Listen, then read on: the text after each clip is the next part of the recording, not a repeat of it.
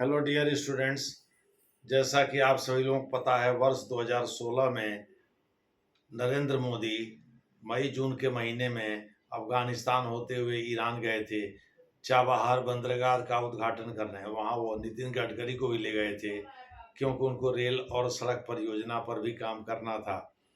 पहले उन्होंने सलमा डैम, जो हरिके बराज है, उसका उद्घाटन किया, जो कि मल्टीपर्पज इरिगेशन प्रोजेक्ट, जैसे सिंचाई के लिए भी पानी वहाँ से मिलेगा और पेयजल के लिए भी पानी वहाँ से मिलेगा, नौकायन के लिए यानी नेविगेशन के लिए भी पानी वहाँ से मिलेगा, कई तरह की सुविधाएं वहाँ से मिलेंगी। इस प्रकार से इसको मल्टीपर्पज प्रोजेक्ट का नाम दिया गया। वहीं से वो गए थे ईरान। ईरान पहुँच करके नरेंद्र मोदी ने चाबहार बंदरगाह का उद्घाटन किया था। चाबहार बंदरगाह के बारे में ईरान को यह समझाया था कि भाई, इससे आपके पेट्रोकेमिकल इंडस्ट्री को बल मिलेगा और पैसा भारत का लगेगा। 500 मिलियन यूएस डॉलर की तुरंत इन्वेस्टमेंट की घोषणा किया था नरेंद्र मोदी सरकार ने। और नितिन गडकरी साहब ने उसी समय जारंज रेल रोड परियोजना पर काम करना शुरू कर दिया था, जो 500 किलोमीटर लंबी रेल लाइन योजना है, जो चाबहार से अफगानिस्तान को जोड़ती है। आगे चल करके गारलैंड रोड का भी विकास किया भारत ने, और वो जारंज तक उसको इसका विस्तार किया और उससे चाबहार बंदरगाह को जोड़ दिया। यानी चाबहार बंदरगाह से सड़क के रास्ते भी हम अफगानिस्तान जा सकते हैं, रेल का भी प्रयोग करके हम अफगानिस्तान जा सकते हैं, रेल और सड़क का भी प्रयोग करके हम अफगानिस्तान जा सकते हैं, या सड़क और रेल के माध्यम से भी हम अफगानिस्तान ईरान एक दूसरे से सटे हुए हैं, ये आप लोगों को पता ही है। खास करके इनके सिस्तान प्रांत और कुछ अन्य इलाके बहुत करीबी रूप से जुड़े हुए हैं। ये अंतर कर पाना मुश्किल होता है कि आप ईरान में हैं कि अफगानिस्तान में हैं। जो भी है, ईरान और अफगानिस्तान दोनों भारत के मित्र देश हैं। पाकिस्तान भले ही शत्रुता भारत से करे, लेकिन भारत ने बखूबी इनके साथ अपनी दोस्ती प्रगाढ़ किया है। अभी हाल ही में आपको पता ही होगा कि वहाँ दुबई में मुत्तावी, जो कि कार्यवाहक विदेश मंत्री हैं अफगानिस्तान, उनके साथ विक्रम मिस्री, जो भारत के विदेश सचिव हैं, ने मुलाकात किया था। खैर, उस पर हमने अलग से वीडियो बनाया, उसको आप देख लीजिएगा। मोटे तौर पर आप कह सकते हैं कि भारत चाबहार बंदरगाह का विकास कर चुका है। 7 साल लगे हैं लगभग उसको। 2016 से अगर आप जोड़िए तो 2023 में उसका विकास कर दिया था। जबकि वर्ष 2000 में शुरू हुए INSTC, international north south transport corridor कहते हैं उसको, जो कि लगभग 7200 किलोमीटर लंबा है और जिससे बॉम्बे से मॉस्को तक ट्रेड करने के मामले में 40% मुझे लग रहा है यात्रा में कमी हो जाएगी और 30% टाइम में कम हो जाएगा, समय कम लगेगा। दूसरे शब्दों में, रूट और टाइम दोनों कम लगने की वजह से खर्च कम आएगा। इस वजह से इस अल्टरनेटिव रूट का विकास किया गया है। भारत, रूस और ईरान ने वर्ष 2000 में सेंट पीटर्सबर्ग, रूस में एक जगह है जो कि समुद्री बंदरगाह भी है, वहाँ इसका उद्घाटन किया था। आपको बता दें, पिट्सबर्ग एक और जगह है जो अमेरिका में है, मैं उसका जिक्र नहीं, मैं सेंट पीटर्सबर्ग का जिक्र कर रहा हूँ, जहाँ ब्रिक्स की पहली शिखर बैठक हुई थी।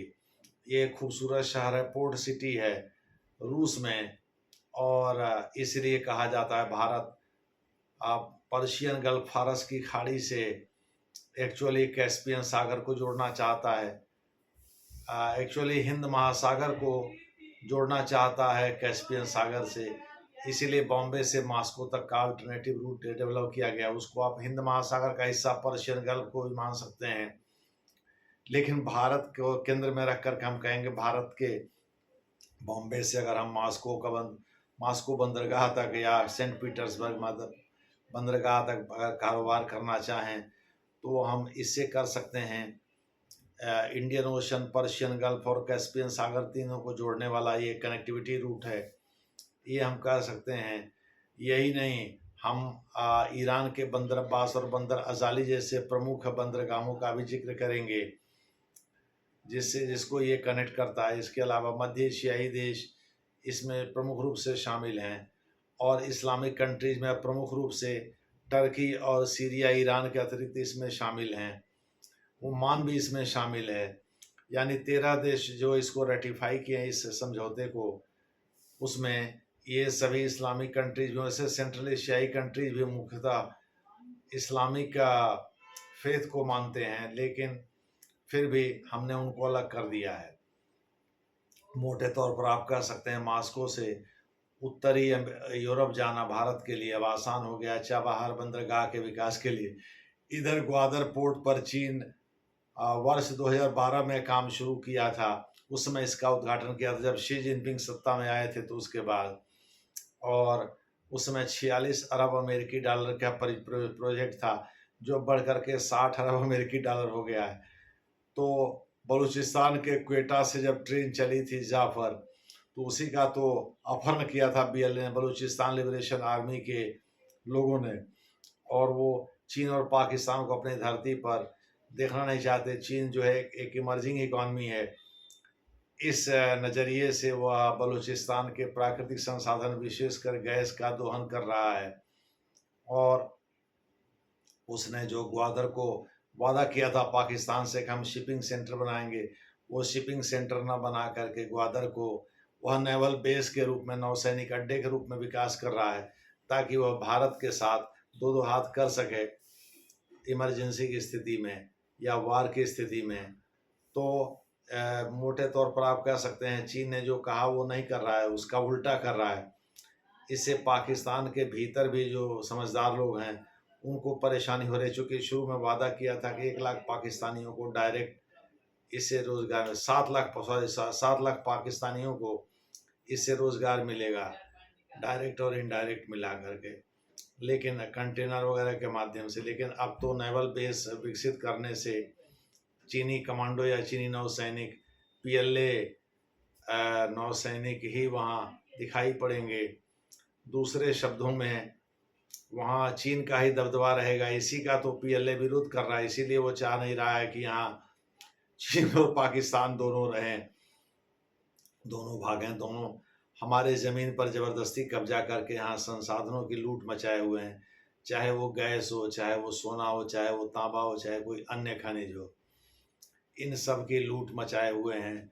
तो यही तो चाह रहा है बीएलए, बलूचिस्तान लिबरेशन आर्मी के लोग यही तो चाह रहे थे। तो इसलिए उन्होंने कहा जा रहा है कि जाफर ट्रेन का अपहरण करके 214 सेना के जवान भी थे, आईएसआई के उसमें अधिकारी भी थे, जो रमज़ान की छुट्टी पर घर जा रहे थे, उनको बंधक बनाया और फिर बाद में मार दिया। अब उसमें कॉन्फ्लिक्टिंग न्यूज़ है, पाकिस्तानी सेना कुछ और कहती है, पाकिस्तानी मीडिया कुछ और कहता है। पाकिस्तान में ज़मीनी हालात जो हैं, जो प्रत्यक्षदर्शियों के आधार पर तैयार किए जाते हैं, वो कुछ और कहते हैं। इसलिए कॉन्फ्लिक्टिंग न्यूज़ में ये कह पाना तो बड़ा मुश्किल है, लेकिन कुछ नुकसान तो हुआ ही होगा। पाकिस्तानी सेना का ये दावा कि उसने 30 से अधिक बीएलए के लड़ाकों को मार गिराया है और बंधकों को छुड़ा लिया है, जाफर ट्रेन को आज़ाद करा दिया है, ये हवाई बातें लगती हैं। मुझे नहीं लगता कि ट्रेन के भीतर अगर वो कोई ऑपरेशन किए भी होंगे तो उसकी भनक बीएलए के लोगों को नहीं होगी। बीएलए के लोग अंदर भी घुसे हुए थे ट्रेन के अंदर, और जो बंधक बनाए थे भाई बाहर से थोड़े बंधक केवल बनाएंगे, अंदर घुस करके बंधक बनाएंगे ना। तो इस प्रकार से पाकिस्तानी आर्मी कुछ भी बोल सकती है और वहाँ किसी की हिम्मत नहीं है, चूँकि वो सबसे बड़ी संस्था वही है, चाहे वो पॉलिटिकल इस्टेब्लिशमेंट हो, चाहे जुडिशल इस्टेब्लिशमेंट हो, चाहे मीडिया के लोगों, कोई भी पाकिस्तानी सेना के इतर जा कर के अपनी बात नहीं कह सकता।